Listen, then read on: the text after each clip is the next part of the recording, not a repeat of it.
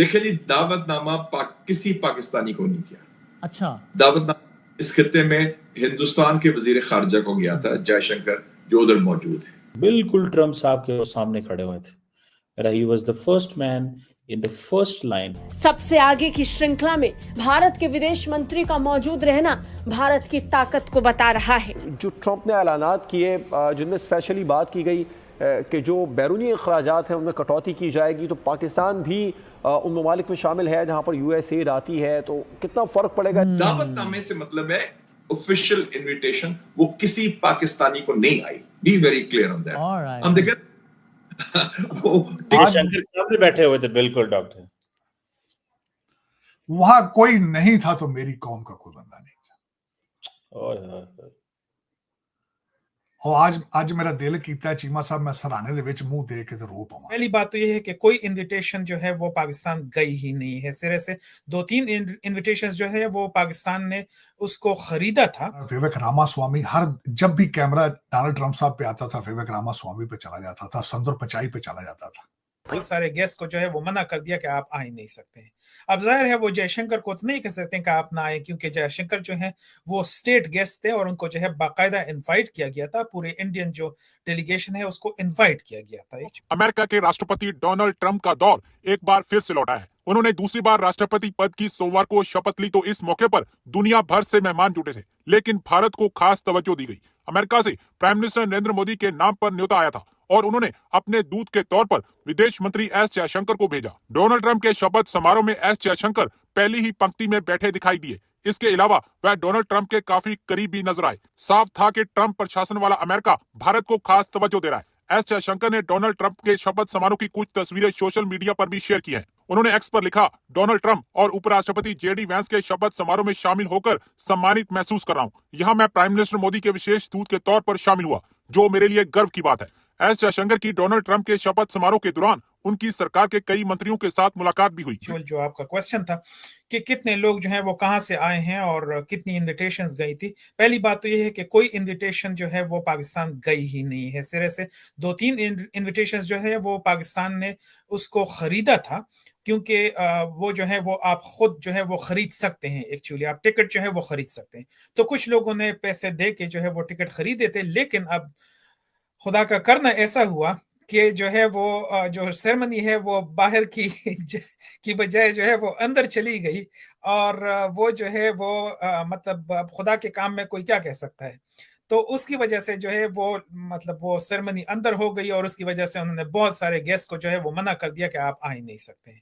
अब जाहिर है वो जयशंकर को तो नहीं कह सकते कि आप ना आए, क्योंकि जयशंकर जो है वो स्टेट गेस्ट थे और उनको जो है बाकायदा इनवाइट किया गया था। पूरे इंडियन जो डेलीगेशन है उसको इनवाइट किया गया था एक्चुअली, लेकिन पाकिस्तान से किसी को इनवाइट नहीं किया गया था। तो इसको मैं जरा क्लैरिफाई कर दूं। अब इंडिया के साथ जाहिर है बहुत ही क्लोज रिलेशंस हैं US के किसी भी दौर में, चाहे वो डेमोक्रेट्स हों चाहे वो रिपब्लिकन्स हों, लेकिन खासकर इस एडमिनिस्ट्रेशन का बहुत ज्यादा फोकस इंडिया पे होगा 2-3 वजूहात की वजह से। एक जो है वो तो ऑलरेडी एक कोलैबोरेशन चल रही है, डिफेंस में चल रही है, सिक्योरिटी में चल रही है, साइंस एंड टेक्नोलॉजी में चल रही है, एजुकेशन में, सब कुछ जो है उसमें चल रही है। लेकिन जो इस एडमिनिस्ट्रेशन का फोकस है वो चाइना पर है चूंकि, और चाइना जो है वो काउंटर करने के लिए भी इंडिया के साथ रिलेशंस जो है वो बेहतर होंगे। तो इसी वजह से मूडी जो है उसको आप मतलब उसको आप कंसिडर कर ले कि जी वो अमेरिकन जो है ना वो US परमानेंट रेजिडेंट होंगे बेसिकली। वो जो है ना वो किसी भी वक्त जो है ना वो जो है he will hop on a plane and come over to DC and have a good time here और पार्टी करेंगे यहाँ पर बेसिकली। तो यही जो है वो आप देखेंगे ट्रंप जो है वो दिल्ली में होंगे और ये बंदा जो है ये मूडी जो है ये यहाँ पर होगा, जो कि हर एक के लिए अच्छी बात है। मतलब आई पर्सनली लाइक इट कि जो है वो इंडिया के लिए भी अच्छी बात है, अमेरिका के लिए भी अच्छी बात है। तो ये उसमें जो है वो चाइना फैक्टर उसमें काफी हद तक जो है वो आ जाता है, जिसको हम जियोपॉलिटिकल जो है वो तनाजुर में उसको देखना चाहिए। तो ये जो है ये उसमें ये सारी इश्यूज हैं। और बाकी अगेन जिस तरह मैं उसके साथ एग्री करता हूँ डेफिनेटली नबी साहब के साथ कि हमने देखना है कि आइंदा जो है वो आइंदा 3 महीने में क्या हो रहा है, आइंदा 6 महीने में क्या हो रहा है। लेकिन अच्छी बात यह है कि बलोच साहब ने जो है वो एडमिट कर लिया है कि एनर्जी क्राइसिस भी नहीं है, जो है वो यहाँ पर इकोनॉमी का भी कोई मसला नहीं है, क्राइसिस भी नहीं है, एग्जैक्टली इकोनॉमी का भी कोई मसला नहीं है, सब कुछ जो है वो ठीक ठाक चल रहा है, लेकिन ये है कि बस अब देखना ये है कि वो कितना इसको इम्प्रूव करते हैं। सो लेट्स सी कि इम्प्रूवमेंट जो है वो कितनी आती है और टर्बुलेंस जो है वो कितनी आती है। दोनों को जो है वो हम 3 महीने और 6 महीने बाद जो है वो उसको हम एनालाइज कर लेंगे, एवेल्युएट कर लेंगे कि क्या सिचुएशन बन रही है। जी ठीक है। नबी बलोच साहब, सर आप पहले तो हमें ये बताइएगा कि ये खान साहब को ट्रम्प साहब ने कोई ऑर्डर नहीं दिया अभी तक, या जो पहले 100 ऑर्डर्स आ रहे हैं उसमें इमरान खान साहब आप निकल रहे हैं जेल से, क्या उसमें वो ऐसा भी कोई ऑर्डर होगा? और दूसरा मेरा सवाल, क्योंकि मैंने डॉक्टर आसिम से भी सवाल किया, हम ये देख रहे हैं कि जो प्रेसिडेंट ट्रम्प हैं, अब तो हम उनको प्रेसिडेंट कह सकते हैं, प्रेसिडेंट ट्रम्प की जो एडमिनिस्ट्रेशन है उसमें बहुत बड़ी तादाद इंडियंस की है, बड़े एक्सपर्ट्स हैं, पढ़े लिखे हैं, हाईली क्वालिफाइड, और ऑब्वियसली उनका एक बनती है, लेकिन ऑब्वियसली कुछ लोग इसको ऐसे देख रहे हैं कि देखें ये तो लगता है कि अमेरिका में इंडिया की हुकूमत आ गई। आप इसको कैसे देखते हैं?